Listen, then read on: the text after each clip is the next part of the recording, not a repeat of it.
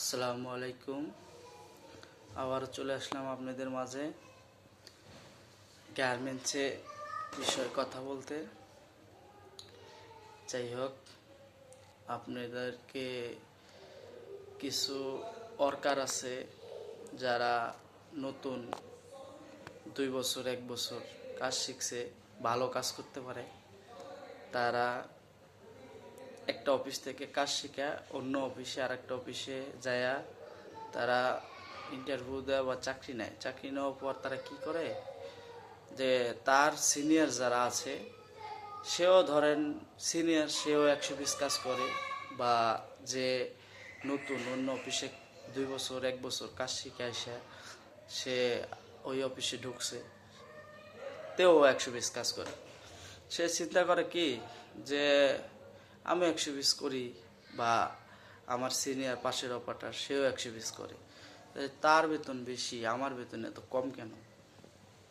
আসলে এই বিষয়টা ভাবাটা স্বাভাবিক, কিন্তু আপনার একটা জিনিস বুঝতে হবে, সেটা হচ্ছে যে আপনার পাশের অপারেটর এবং যে আপনার সিনিয়র, সে অবশ্যই 5 বছর ধরে চাকরি করে, আর আপনি মাত্র 2 মাস ধরে ঢুকছেন বা 6 মাস ধরে ঢুকছেন।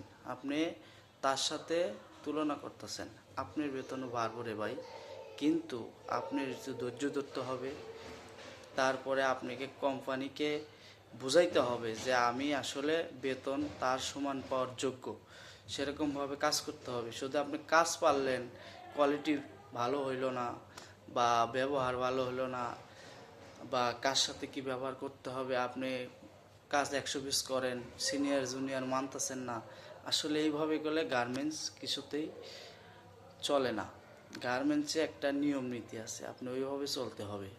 আর সবচেয়ে বড় কথা, আপনিও 5 বছর ডিউটি করেন, দেখবেন একদিন ওর সমান বেতন হয়ে গেছে। আপনি আপনার সর্বোচ্চ দিয়ে কাজটা করেন, কোয়ালিটিফুল কাজটা করেন, আপনার বেতনও দেখবেন একদিন ওর সাথে বেশি হয়ে যাবে। তাই আপনারা অন্যের প্রতি না দেখে নিজের সর্বোচ্চটা দিয়ে কাজ করেন গার্মেন্টসে। অবশ্যই গার্মেন্টস কোম্পানি যারা আছে দায়িত্বে, তারা আপনি যথাযথ মূল্যায়ন করবে।